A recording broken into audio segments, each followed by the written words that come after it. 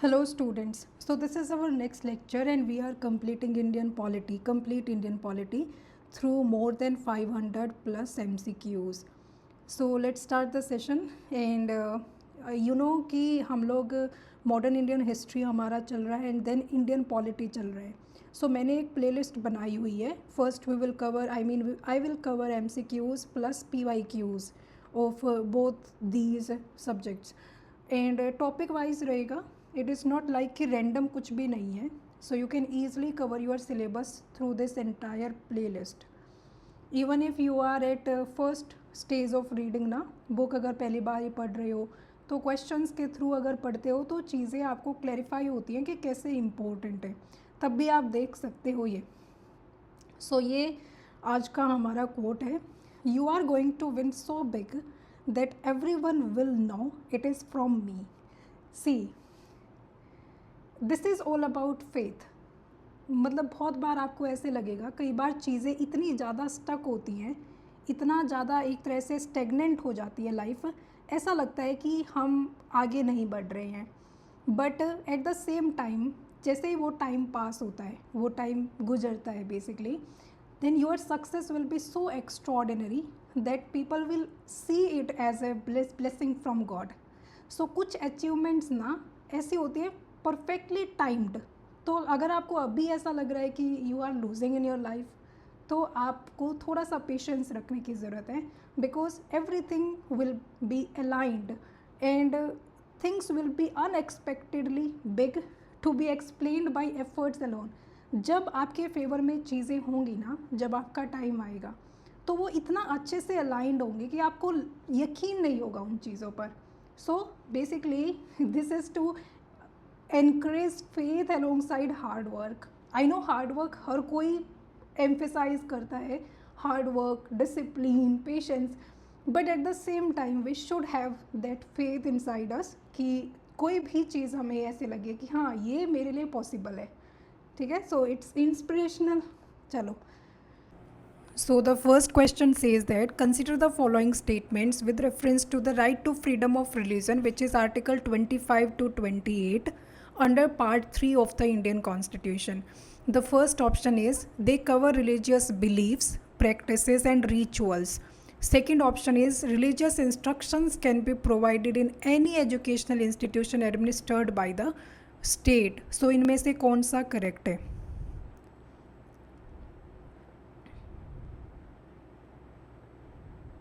देखो, आर्टिकल 25 जो है it is related to the freedom of conscience. Freedom of conscience, conscience का मतलब है कि कोई भी इंडिविजुअल है ना, उसके पास फ्रीडम है कि वो अपना कोई बिलीफ फॉलो कर सकता है. अंडरस्टूड? किसी भी तरह का रिलीजन प्रोफेस कर सकता है, अपने आप को किसी रिलीजन से एसोसिएट कर सकता है, प्रैक्टिस कर सकता है, किसी भी तरह की रिचुअल्स प्रैक्टिस कर सकता है, प्रोपेगेट कर सकता है, रिलीजियस बिलीफ्स को प्रोपेगेट कर सकता है. But that individual does not have the right to convert. You can't convert the another person. ठीक है, you can practise, you can profess, you can propagate. तो आपको ये 3 P's याद रखने हैं. Understood? So they cover religious beliefs. Beliefs हमारे अपने हो सकते हैं. प्रैक्टिसेस हम फ्री हैं, है ना, किसी भी तरह की प्रैक्टिसेस करने को, वर्शिप करने को. रिचुअल्स हमारे अपने हो सकते हैं. नाउ आर्टिकल 25 to 28 ना, इंडिविजुअल को तो ये फ्रीडम देता है कि you can have your own religion, but state has to be secular. State का अपना कोई रिलीजन नहीं होगा. State has to maintain neutrality. State neutral रहेगा, ये भी चीज़ ज़रूरी है. अच्छा, इसमें ना एक चीज़ हमें याद रखनी है कि जो आर्टिकल 25 to 28 है ना, ये दोनों को अवेलेबल है. चाहे आप सिटीज़न हैं इंडिया के या फिर आप नॉन सिटीज़न हैं, तो ये दोनों को ही अवेलेबल है. याद करो मैंने क्या बताया था, 15, 16, 15, 16, 19, 29, 30, 19, 29, 30, ये सारे फंडामेंटल राइट्स अवेलेबल किसको हैं? सिर्फ और सिर्फ इंडियन सिटीजन्स को.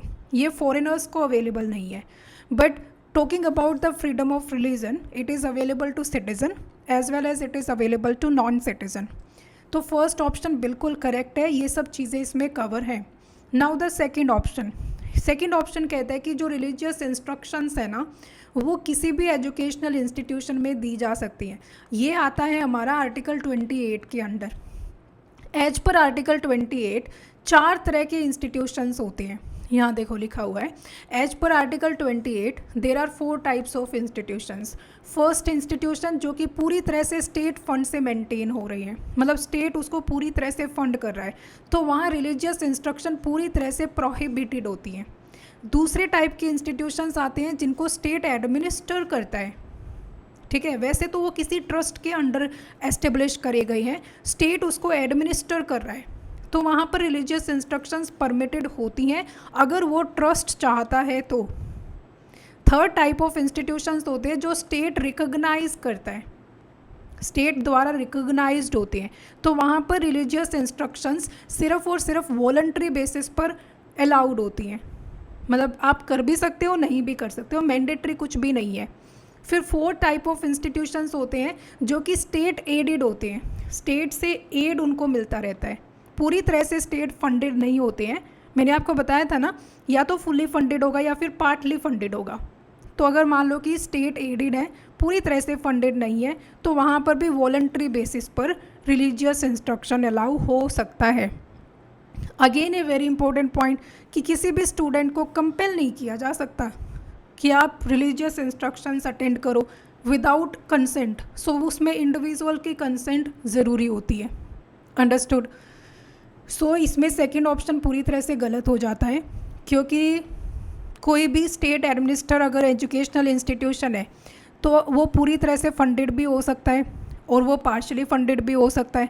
तो अगर वो पूरी तरह से फंडेड है तो वहाँ पर रिलीजियस इंस्ट्रक्शंस बिल्कुल प्रोहिबिटेड है, और अगर मान लो कि वो स्टेट के द्वारा एडेड है तब भी ये चीज़ ज़रूरी नहीं है कि आप वहाँ पर इंस्ट्रक्शंस प्रोवाइड करो, वो चीज़ वॉलंटरी होती है। सो सेकंड ऑप्शन यहाँ पर इनकरेक्ट हो जाता है and the right answer here is a. चलो next question, consider the following statements regarding democracy. Statement 1 says that democracy is based on a fundamental principle of political equality. Statement 2, in a democracy, the government is not limited by laws or regulations. ये वो वाला question है जिसमें हमें ये बताना होता है कि स्टेटमेंट 2 1 को एक्सप्लेन कर रहा है या नहीं कर रहा है, या फिर इनमें से कोई सा स्टेटमेंट इनकरेक्ट है। So this question is related to the democracy. अच्छा, एक और चीज़ यार, मैं थोड़ा सा आपको रिमाइंड करवा देती हूँ। 25 से 28 आर्टिकल, 25 आर्टिकल क्या कहता है कि individual has the right to profess, practise, propagate any religion. Article 26 कहता है कि हम अपने रिलीजियस अफेयर्स को मैनेज कर सकते हैं, it is related to the religious affairs. Article 27 क्या कहता है, no taxation, no taxation for promotion of any particular religion. अगर आप किसी रिलीजन को प्रमोट कर रहे हो तो उसके ऊपर टैक्स नहीं लगाया जा सकता है। Article 28 related to the education, religious institutions में रिलीजियस इंस्ट्रक्शंस प्रोवाइड करना एजुकेशनल इंस्टीट्यूशंस में। सो ये प्रोहिबिटेड भी है और कहीं कहीं पर अलाउड भी है, दोनों ही सिनारियोज हैं, डिपेंड करता है। So these are the articles 25, 26, 27, 28. चलो अब ये क्वेश्चन है,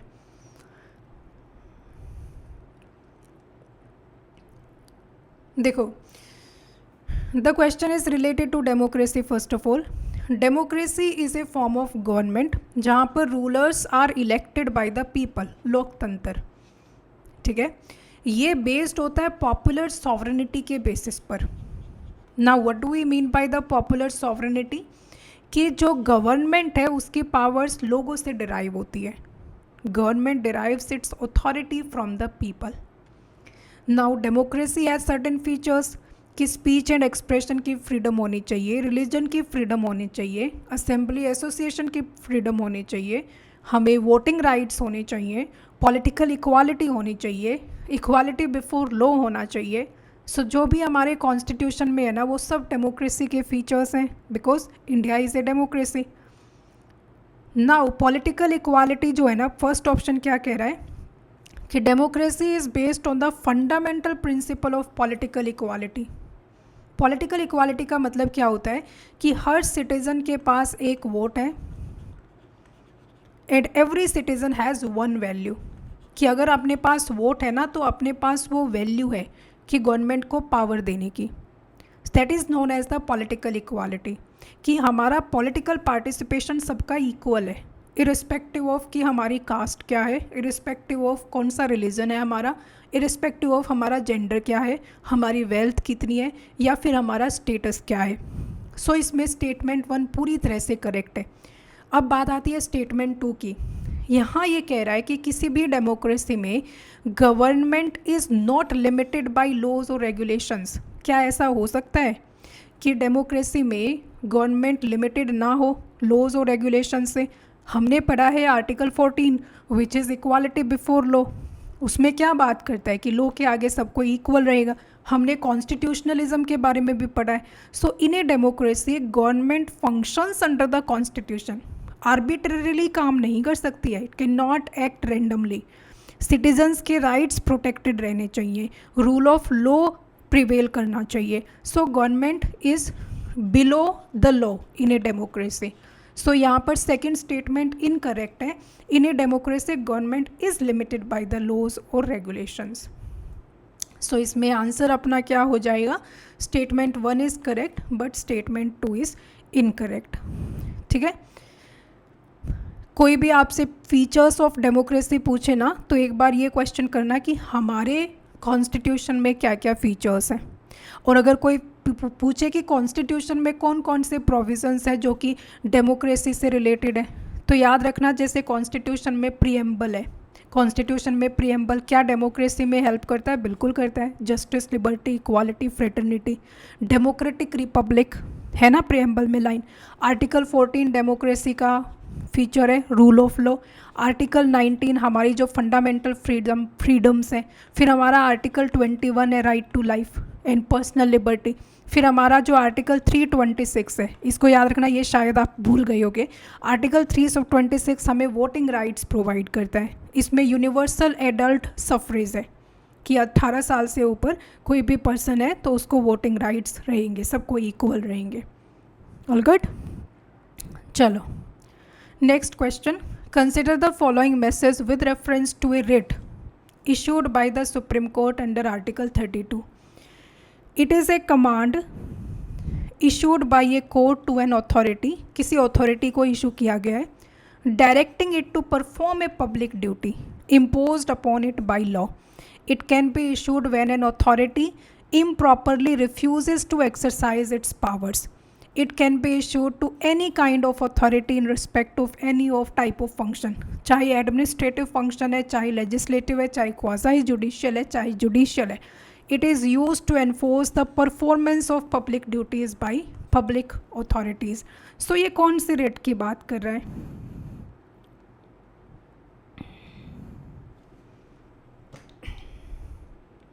अच्छा, रिट से रिलेटेड तो एक आप लोगों का कमेंट भी आया था ना,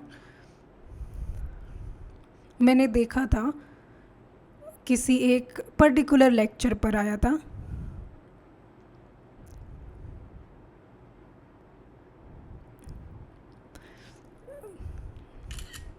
actually yesterday I sent my channel link to my mother, और एक लेक्चर पर उन्हीं का कमेंट था, तो उसमें बार बार ना एक कमेंट शो हो रहा था। तो आई वॉज वेरी वरीड कि ये कमेंट क्यों नहीं आ रहा है, ये किसी पर्सन का है, आई मीन कोई डाउट ना हो ऐसे।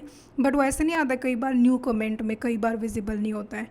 तो काफ़ी देर मैं देख रही थी, बट उसके बाद वो पता चला कि that comment was from my mother. So ऐसे होता है। सो आपका डाउट था कि मतलब कैन को warranto be issued against minister और दे कम अंडर RPA और रिप्रेजेंटेशन ऑफ पीपल एक्ट 1951। तो आप पूछना चाहते हो कि जो को वारंटो की रिट है बाय व्हाट वारंट, कि अगर मान लो किसी ने पब्लिक ऑफिस एज्यूम कर लिया है जिसके लिए वो एलिजिबल नहीं था, तो उस केस में आपको को वारंटो की रिट इशू की जा सकती है अगेंस्ट दैट पर्सन। तो आपने पूछा है कि क्या ये किसी मिनिस्टर के अगेंस्ट इशू की जा सकती है। देखो, को warranto is generally not issued against A minister merely because of their appointment. ठीक है, ये तब इशू की जाती है जैसे मान लो कि कोई पर्सन है, देयर इज़ ए पर्सन जो कि किसी पब्लिक ऑफिस को होल्ड कर रहा है, किसी पब्लिक ऑफिस को होल्ड कर रहा है, बट उसके पास लीगल क्वालिफिकेशंस नहीं है to hold that public office. Constitution में जो क्वालिफिकेशंस प्रिस्क्राइब करी गई है ना, वो उस पर्सन के पास नहीं है। मिनिस्टर्स के साथ के लिए ना अलग प्रोविजंस हैं, जैसे मिनिस्टर्स के लिए आर्टिकल 75 है सेंटर में, और 164 89 ऐड करो तो 164 स्टेट के मिनिस्टर्स के लिए। तो उसमें बोला गया है कि जो नॉन मेंबर है ना, वो मिनिस्टर 6 महीने तक ही रह सकते हैं, उसके बाद उन्हें लेजिस्लेचर का मेंबर बनना होगा। अगर मान लो कोई पर्सन है जो कि 6 महीने से ज़्यादा मेंबर मतलब मिनिस्टर रहता है, लेकिन वो लेजिस्लेचर में इलेक्ट नहीं होता, नॉमिनेट नहीं होता, तो उसको डिस्क्वालीफाई कर दिया जाएगा। ठीक है, तो उसको उस केस में उसको बोल सकते हो कि को वारंटो की रेट की तरह उसको डिस्क्वालीफाई कर दिया जाता है, बट मतलब उस केस में को वारंटो आ सकता है। ठीक है, फिर डिस्क्वालिफिकेशन तीसरा होता है जो कि आरपीए एक्ट के अंडर होता है। ठीक है, उसमें को वारंटो नहीं आता है, वो सीधा डिस्क्वालिफिकेशन होता है। लेकिन जो सेकंड डिस्क्वालिफिकेशन का केस है ना, कि मतलब 6 महीने तक आपने office you are a minister, 6 महीने से ज़्यादा टाइम हो गया है, बट आप लेजिस्लेचर के मेंबर नहीं बन पाए हो, तो उस केस में ये को वारंटो की रेट इशू की जा सकती है in that case. Understood? So issue हो सकती है, बट उसका एक क्राइटेरिया है। I hope that is clear. वैसे जनरली इशू नहीं की जा सकती है। ठीक है, तब भी ज़रूरी नहीं है कि को वारंटो के थ्रू ही हटाया जाए उसको, वो सीधा सीधा वैसे भी डिस्क्वालीफाई हो सकता है एज पर द कॉन्स्टिट्यूशनल प्रोविजंस। सो उसमें भी ज़रूरी नहीं है कि को वारंटो लाया जाए। आई बात समझ में? चलो, अब यहाँ पर भी I guess in this question ये कौन सी रेट की बात कर रहा है? आई मीन टू से, एक सेकंड में क्वेश्चन ही भूल गई। So, public authority, it can be issued by power refuses to exercise it. It can be issued to in respect of any function. मतलब बेसिकली इसमें क्या है, कमांड कर रहा है कि आप अपनी पब्लिक ड्यूटी परफॉर्म कीजिए। तो कमांड किस में होता है? मैंडामस में होता है ना। प्रोहिबिशन तो मैंने बताया था, प्रोहिबिट करना हायर कोर्ट लोअर कोर्ट को इशू करता है, तो इसमें तो कोर्ट का रोल होता है। सर्ट्यूरेरी में भी कोर्ट का रोल होता है। सर्ट्यूरेरी में पहले एक्शन ले लिया जाता है, बट उसके बाद उसको क्वेश किया जाता है, ऑर्डर को रिमूव कर दिया जाता है। प्रोहिबिशन में प्रोसीडिंग ही नहीं होने दिया जाता, पूरी तरह से पहले ही प्रोहिबिट कर दिया। सर्ट्यूरेरी में प्रोहिबिशन मतलब प्रोसीडिंग हो गई है, बट बाद में ऑर्डर को क्वेश कर देना। मैंडामस होता है कि वी कमांड कि आप अपनी ड्यूटी परफॉर्म करिए, किसी भी तरह की ड्यूटी हो, एडमिनिस्ट्रेटिव हो, लेजिस्लेटिव हो, क्वाज़ी जुडिशियल हो, है ना। तो ये कमांड कोर्ट इशू करता है। आई बात समझ में? It is issued by the court to any authority, उसको ड्यूटी अपनी रिमाइंड करवाने के लिए। So C is the right answer. So constitutional writs की बात करें तो there is article 32 and there is article 226। Article 32 हमारा सुप्रीम कोर्ट से रिलेटेड है, सुप्रीम कोर्ट रेट इशू कर सकता है। 226 के according high court writ issue कर सकता है। सुप्रीम कोर्ट सिर्फ और सिर्फ फंडामेंटल राइट्स के वायोलेशन के लिए रेट इशू करता है। हाई कोर्ट किसी भी केस में रेट इशू कर सकता है। Understood? Any other legal right as well.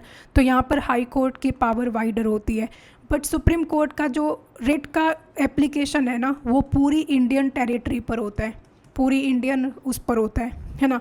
लेकिन हाई कोर्ट की जो रिट है वो पूरी टेरिटरी, पूरे इंडिया पर नहीं एप्लीकेबल होती है। उसकी टेरिटोरियल जुरिस्डिक्शन जहाँ पर वो हाई कोर्ट है ना, या फिर कोई जो एडजेसेंट एरियाज़ है, तो वहाँ पर वो एप्लीकेबल होता है। अंडरस्टूड? अब 5 रिट्स हैं, प्रेरोगेटिव रिट्स इनको बोला जाता है, जिसमें मैंडामस है।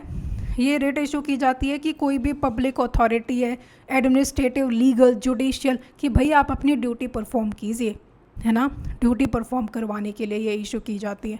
यहाँ पर सारी लिखी हुई है। हेबियस कॉर्पस कि आप बॉडी लेकर आइए, किसी पर्सन को इलीगली डिटेन कर दिया है तो उसको रिलीज़ करो।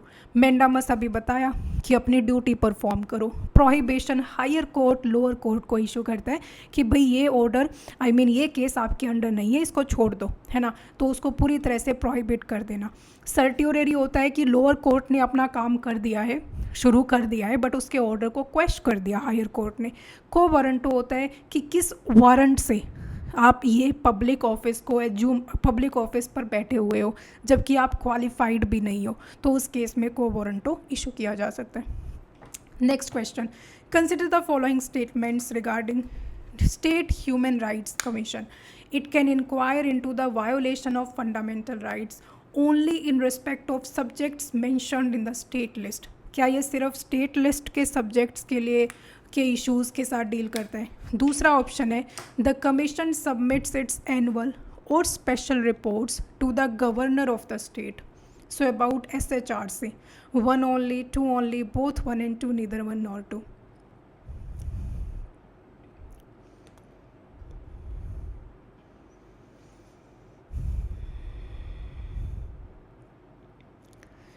सी, जो हमारा स्टेट ह्यूमन राइट्स कमीशन है ना, इसको एस्टेब्लिश किया गया है protection of human rights act 1993 के अंडर। एंड इसको कॉन्स्टिट्यूट कौन करता है? ऑब्वियस सी बात है, स्टेट गवर्नमेंट कॉन्स्टिट्यूट करती है और ये स्टेट लेवल पर ही फंक्शन करता है। ये ह्यूमन राइट्स के प्रमोशंस के लिए काम करता है। Now coming to its jurisdiction, इसकी जो जुरिस्डिक्शन है वो स्टेट लिस्ट के सब्जेक्ट के लिए है, ऑल्सो कॉन्करेंट लिस्ट के सब्जेक्ट के लिए भी है। भाई कॉन्करेंट में भी तो स्टेट और यूनियन दोनों की इक्वल से होता है ना, तो इसके लिए भी इसकी जुरिस्डिक्शन एक्सटेंड होती है। अंडरस्टूड? सो यहाँ पर फर्स्ट ऑप्शन गलत है, सिर्फ और सिर्फ स्टेट लिस्ट के लिए नहीं है। अगर कोई ऐसा सब्जेक्ट है जो कि कॉन्करेंट लिस्ट में आता है जैसे कि मैरिज, तो उस केस में SHRC अपना बयान दे सकता है या फिर इंटरवीन कर सकता है। दूसरा ऑप्शन है कि ये रिपोर्ट, अभी ये जो SHRC है ना, ये दो तरह की रिपोर्ट्स पब्लिश करता है। एक होती हैं एनुअल रिपोर्ट्स और एक होती हैं स्पेशल रिपोर्ट्स। इसकी जो रिपोर्ट्स है ना, ये स्टेट गवर्नमेंट को सबमिट करी जाती हैं, स्टेट गवर्नमेंट को सबमिट करी जाती हैं, गवर्नर को सबमिट नहीं की जाती हैं। फिर जो स्टेट गवर्नमेंट है ना, वो इन रिपोर्ट्स को स्टेट लेजिस्लेचर के सामने रखता है, स्टेट लेजिस्लेचर के सामने रखता है, जिसमें दो चीज़ें रखी जाती हैं। एक तो ATM मतलब एक्शंस टेकन मेमोरेंडम, ठीक है, याद रखना ये कि क्या क्या एक्शंस लिए, ठीक है। इसने रिपोर्ट दी स्टेट गवर्नमेंट को, फिर स्टेट गवर्नमेंट ने रिपोर्ट दी स्टेट लेजिस्लेचर को।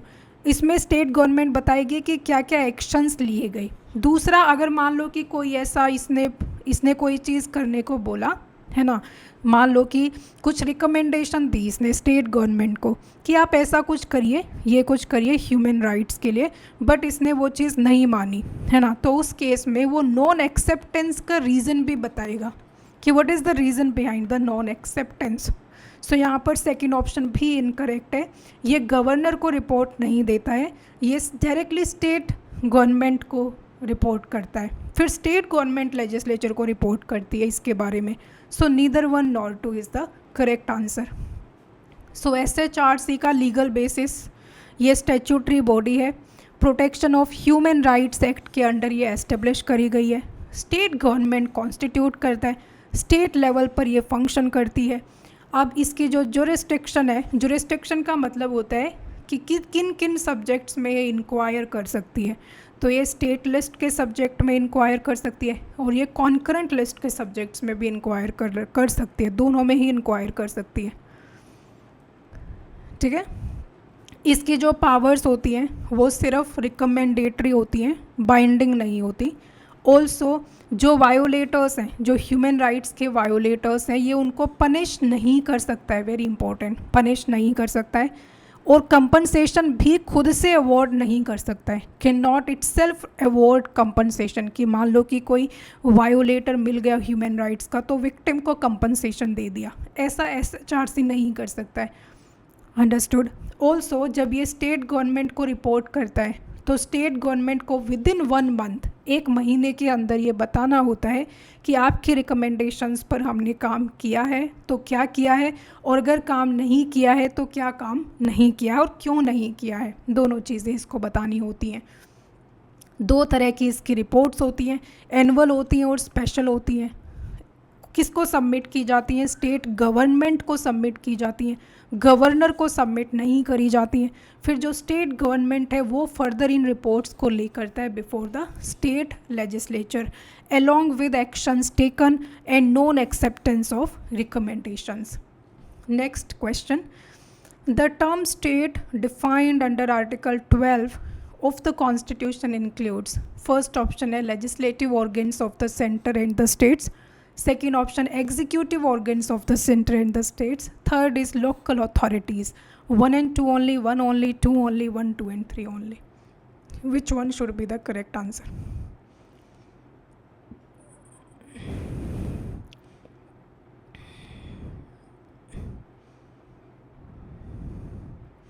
अच्छा, जैसे हमने SHRC के बारे में पढ़ा ना, सेम NHRC के बारे में है। NHRC एंटायर इंडिया पर एप्लीकेबल होता है, मतलब पूरी इंडिया में ह्यूमन राइट्स वायोलेशन के केसेस ये इंक्वायर कर सकता है। इसमें जो सब्जेक्ट होगा वो यूनियन लिस्ट का भी हो सकता है, स्टेट लिस्ट का भी हो सकता है, या फिर कॉन्करेंट लिस्ट का भी हो सकता है। ये रिपोर्ट करता है सीधा सेंट्रल गवर्नमेंट को, सेंट्रल गवर्नमेंट को ये सीधा रिपोर्ट करता है। फिर सेंट्रल गवर्नमेंट फर्दर पार्लियामेंट को रिपोर्ट करते हैं, पार्लियामेंट के सामने इसकी रिपोर्ट को लेकर जाता है। अच्छा, इसकी जो नेचर होता है वो रिकमेंडेटरी होता है, ठीक है, रिकमेंडेटरी होता है। पावर्स का जो नेचर मतलब बाइंडिंग नहीं होता है, किसी भी तरह से कंपेल नहीं कर सकता ये सेंट्रल गवर्नमेंट को। सेम वे में जैसे SHRC है, उसकी भी जो रिकमेंडेशंस है वो बाइंडिंग नहीं होती हैं। स्टेट चाहे तो मान सकता है, चाहे तो नहीं मान सकता है। Same goes for the NHRC, same चीज़ उसके साथ होती है। चलो, ये क्वेश्चन है स्टेट के बारे में कि जो स्टेट की डेफिनेशन है आर्टिकल 12 में दी गई है, तो क्या क्या चीज़ें स्टेट में इंक्लूडेड रहेंगी।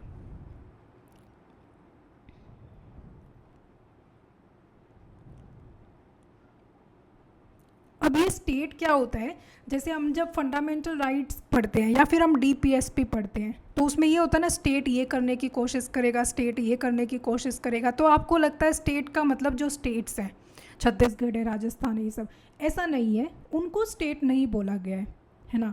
फंडामेंटल राइट्स में भी बोला गया है ना कि स्टेट इस तरह से डिस्क्रिमिनेशन नहीं करेगा, ये नहीं करेगा। सो ये डेफिनेशन सिग्निफिकेंट हो जाती है because fundamental rights generally enforceable होती है against the state, against the state. So according to article 12 the term include, ये स्टेट में क्या क्या इंक्लूड है। अब मान लो कोई ऐसा इंस्टीट्यूशन है जो आपके साथ डिस्क्रिमिनेशन कर रहा है, गवर्नमेंट फंडेड इंस्टीट्यूशन है, तो क्या वो स्टेट की कैटेगरी में आएगा? बिल्कुल आएगा, बट आपके हिसाब से वो स्टेट नहीं है। स्टेट्स तो राजस्थान, MP, ये सारे स्टेट्स हैं, नहीं, ऐसा नहीं है। स्टेट का मतलब यहाँ पर हमारे राज्य से नहीं है। स्टेट में कई सारी चीज़ें आती है, जैसे कि गवर्नमेंट है वो भी स्टेट का पार्ट है, जैसे कि पार्लियामेंट है वो भी स्टेट है, मतलब एग्जीक्यूटिव भी स्टेट है, लेजिस्लेचर भी स्टेट है। ऑल्सो जो लोकल अथॉरिटीज़ हैं वो भी स्टेट्स हैं with in the territory of India. Also और भी बहुत सारी अथॉरिटीज़ हैं with in the territory of India जो कि गवर्नमेंट ऑफ इंडिया के कंट्रोल में है। सो वो सारे मतलब स्टेट की डेफिनेशन में क्वालिफाई होते हैं। सो फर्स्ट करेक्ट है, सेकंड करेक्ट है, थर्ड भी करेक्ट है, तीनों ऑप्शंस करेक्ट है। अंडरस्टूड। अच्छा, ये जो आर्टिकल 12 में स्टेट है, यही सेम स्टेट आर्टिकल 36 में बोला गया है।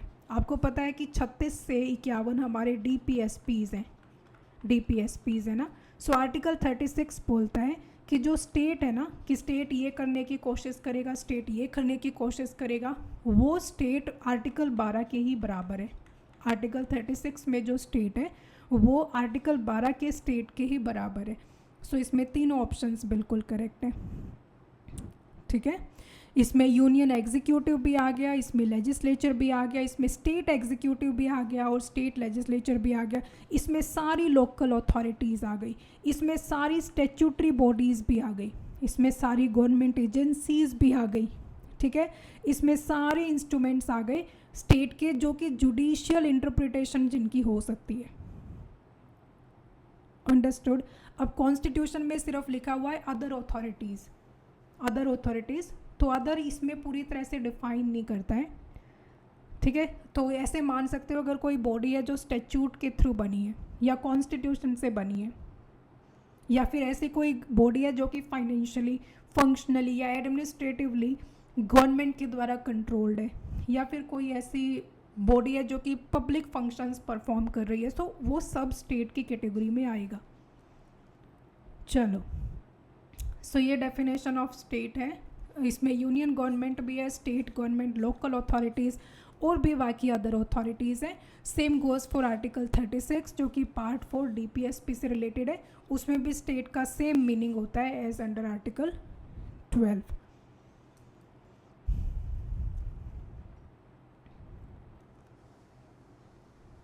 चलो, नेक्स्ट क्वेश्चन है, consider the following statements regarding article 14। The Indian constitution under article 14 provides only for equality before the law. So यहाँ से आगे फिर हम ना नेक्स्ट सेशन में करते हैं, है ना, क्योंकि चलो ये क्वेश्चन कर लेते हैं। The Indian constitution under article 14 provides only for equality before the law and not equal protection of laws. Second option, as per the Supreme Court, where equals and unequals are treated differently, Article 14 does not apply.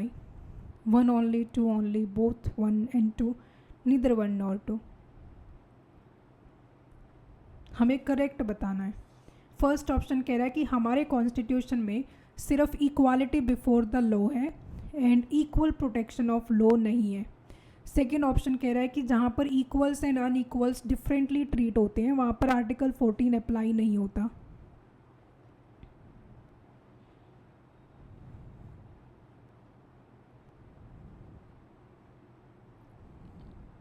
देखो, statement 1 incorrect है इसमें, क्योंकि article 14 बात करता है right to equality की, और अगर आर्टिकल 14 के टेक्स्ट की बात करें तो वो कहता है कि state shall not deny to any person, पहली चीज़ equality before law, and second equal protection of law, equal protection of law. ये बी फॉर ब्रिटिश, ये ब्रिटिश से लिया गया है और ये अमेरिकन कॉन्स्टिट्यूशन से लिया गया है। सो हमारे कॉन्स्टिट्यूशन में दोनों हैं, बिफोर लॉ भी है and equal protection of laws भी है। इक्वालिटी बिफोर लॉ का मतलब है, ये हमें पहली बात तो ये ब्रिटिश कॉन्स्टिट्यूशन से लिया गया है कि लॉ के आगे ना सब इक्वल हैं, किसी भी तरह का कोई प्रिविलेज स्पेशल किसी को भी नहीं है, no privilege, everyone is equally subjected to ordinary law, कोई भी पर्सन लॉ से अबव नहीं है। ये इक्वालिटी बिफोर लॉ का मीनिंग है। And equal protection of law की बात करें तो ये बात करता है, ये यूएस कॉन्स्टिट्यूशन से लिया गया है कि इक्वल सर्कमस्टांसेस में इक्वल ट्रीट किया जाएगा। आई मीन टू से दो पर्सन्स अगर सिमिलर सिचुएशंस में है ना तो ही उनको इक्वल ट्रीट किया जाएगा लॉ के सामने। तो यहाँ पर रीजनेबल क्लासिफिकेशन अलाउ किया गया है, रीजनेबल क्लासिफिकेशन अलाउड, ठीक है। रीजनेबल क्लासिफिकेशंस का मतलब है जैसे कि रिजर्वेशन पॉलिसीज़, जैसे सब्सिडीज़ हो गई या फिर वेलफेयर स्कीम्स हो गई for vulnerable groups. So equals को इक्वल ट्रीटमेंट मिलेगा और अनइक्वल्स को डिफरेंट ट्रीटमेंट मिलेगा, ठीक है। तो इक्वल्स को इक्वल ट्रीटमेंट, अनइक्वल्स को different treatment. But second statement क्या कह रहा है कि इक्वल्स एंड अनइक्वल्स अगर डिफरेंटली ट्रीट हो रहे हैं तो आर्टिकल 14 डज नॉट अप्लाई। बिल्कुल सही है, बिल्कुल सही है। रीजनेबल क्लासिफिकेशन आर्टिकल 14 अलाउ करता है, मतलब इक्वल्स एंड अनइक्वल्स को डिफरेंटली ट्रीट किया जा सकता है। दो लोग अगर इक्वल्स हैं तो उनको सेम लॉ के सामने वो इक्वल रहेंगे, बट अगर दो लोग अनइक्वल हैं तो उनको बेसिकली अनइक्वल ट्रीट किया जाएगा। तो ये क्या कह रहा है, पर the supreme court where equals and unequals are treated differently article 14 does not apply.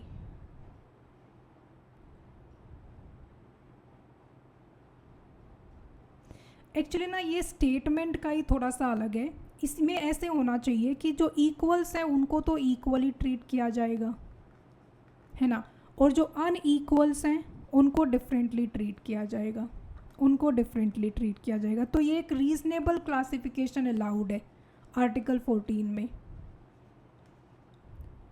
ठीक है। बट ये कह रहा है कि इक्वल्स भी डिफरेंटली ट्रीट होंगे, इसलिए ये आर्टिकल 14, हाँ इसलिए आर्टिकल 14 वहाँ अप्लाई नहीं होगा। अगर आप इक्वल्स को भी डिफरेंटली ट्रीट कर रहे हो, दो लोग अगर सिमिलर सिचुएशंस में हैं, सब सेम है, तो उस केस में दोनों को इक्वल की तरह ट्रीट किया जाना चाहिए ना। इट इज़ लाइक जनरल है ना, तो वो दोनों को इक्वल, उन दोनों को डिफरेंटली थोड़ी ट्रीट करोगे। तो अगर वहाँ पर डिफरेंटली ट्रीट हो रहा है तो आर्टिकल 14 अप्लाई नहीं होगा। बिल्कुल सही है second option.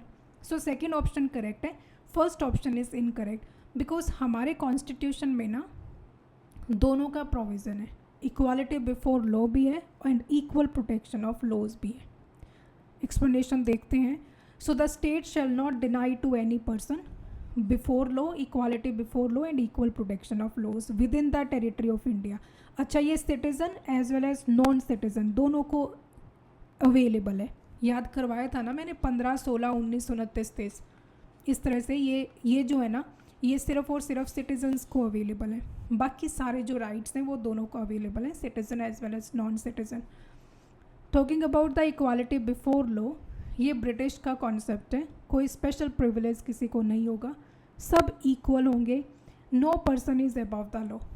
Now equal protection of laws, ये यूएस कॉन्स्टिट्यूशन से लिया गया है, इसमें इक्वल सर्कमस्टांसेस में इक्वल ट्रीटमेंट होगा एंड जो पर्सन सिमिलरली सिचुएटेड है उनको सेम तरह से ट्रीट किया जाएगा।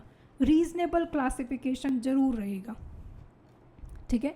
रीजनेबल क्लासिफिकेशन का मतलब है क्लास लेजिस्लेशन प्रोहिबिट करता है कि अगर मान लो कोई अपर क्लास है, लोअर क्लास है, उनको डिफरेंटली ट्रीट नहीं किया जा सकता है।